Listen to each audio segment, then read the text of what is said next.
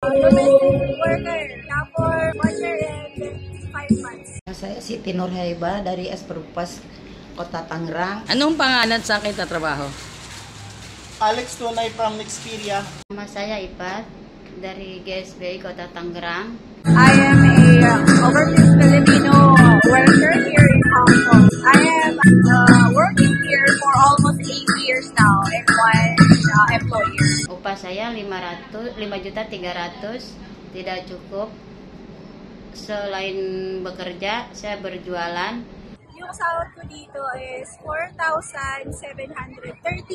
Dahil nga may sahod din yung asawa ko sa Pilipinas, so thank you very much, Upah saya 5.333.000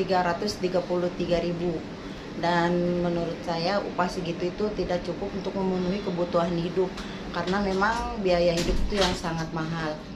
My salary is minimum wage. As a single mother, I have 2 kids.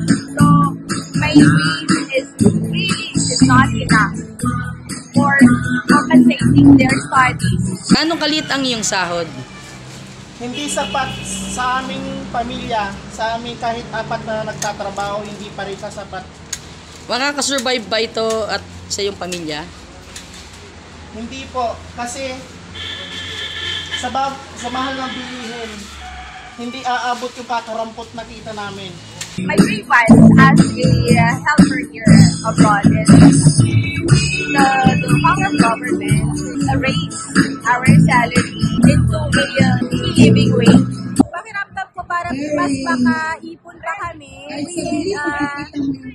kung kaya 7,000 to 8,000 Hong Kong dollar para mas makaipon po kami ng mabilis at magkaroon na rin kami ng panahon sa pamilya namin sa Pilipinas. Ano ang kailangang gawin upang mapataas ang sahod? Isa batas yung 1,200 family living wage. Our basic salary here, we have a lower salary than the locals. We have the same task in the household.